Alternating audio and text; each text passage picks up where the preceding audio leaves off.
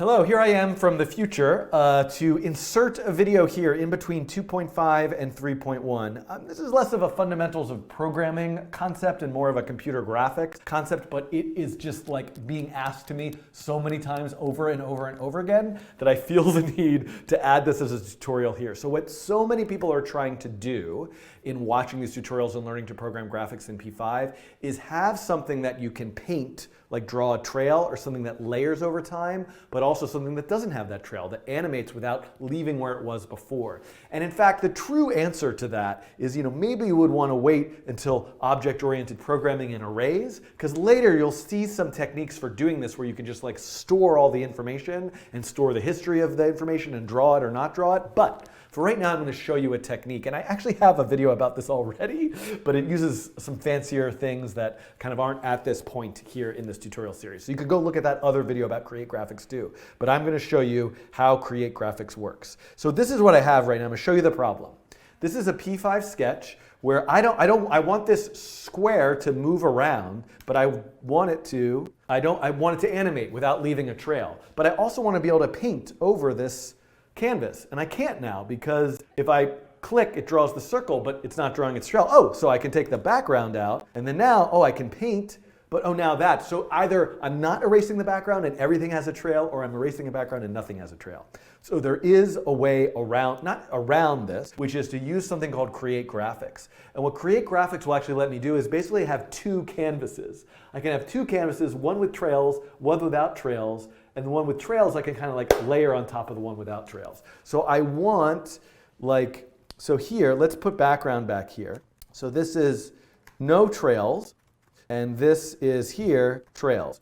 Right now, everything is being drawn on this one canvas, so everything is no trails. So instead, I can make a variable. I'm going to call it like canvas 2. That's sort of like our extra canvas.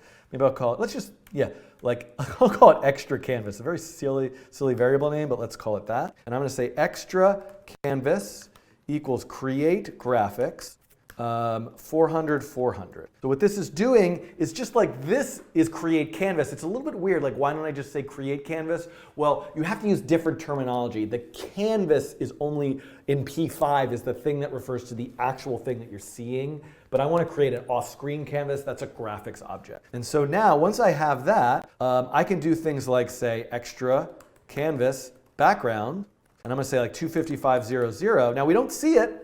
I've drawn this red background, 25500, on another canvas. How do I see that canvas? Well, the way that I see that canvas is by saying image extra canvas 00. So basically, this is me drawing the extra canvas, but I don't see it. Why? Because I immediately drew the background after it. So let me comment out this background. And you see, look, the extra canvas is there behind the thing that's moving. This is kind of what we want. But I actually want to do this in a different way. I want the extra canvas to be on top. I want the extra canvas to come at the end. Oh, but now I don't see the stuff on the main canvas because the extra canvas is covering it. Well, guess what? I can actually call a function instead of drawing a background called clear. And what clear does is it makes that extra canvas completely transparent. So now I have a completely see-through extra canvas sitting on top of the regular canvas. And guess what? What if now I draw stuff to that extra canvas? Like I draw the ellipse, extra canvas.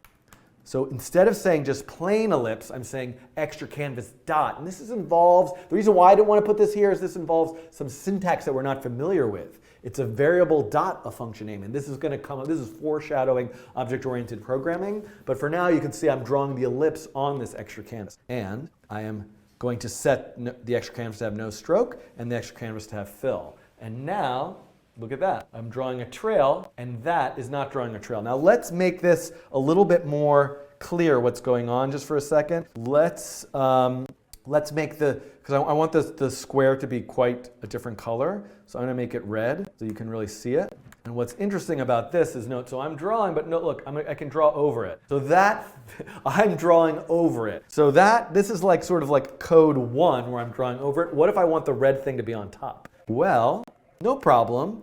I'll just move this, right? Actually, all I need to do is move the drawing of the rectangle after I draw the extra canvas. Let's see if that works. There we go. So now I'm painting underneath. The background for the main canvas is still at the beginning. Then I layer in the transparent one. Then I layer that. So this can be used, what I saw students and people watching videos try to do is try to create like a lot of stars. So let me just duplicate the, even though this video can really be done, I'm going to have two code examples linked in the video's description. I'm going to duplicate this. I'm going to show you what people were trying to do. Instead of painting, one thing you might want to do is have a lot of stars, in which case, if you were using random, I'm going to take out if mouse is pressed, and I'm going to say let star x equal random width, let star y equal random height, and then I'm going to say, you might have a nicer visual design than just an ellipse, but I'm going to star x, star y, I'm going to draw an ellipse at star x and star y, that's like 10 by 10, and then if I run this, oh, look at that. Why? I totally forgot the thing that I'm doing, right? This is the thing. I'm drawing all these stars, but the whole point of this is I want to draw them on the extra canvas.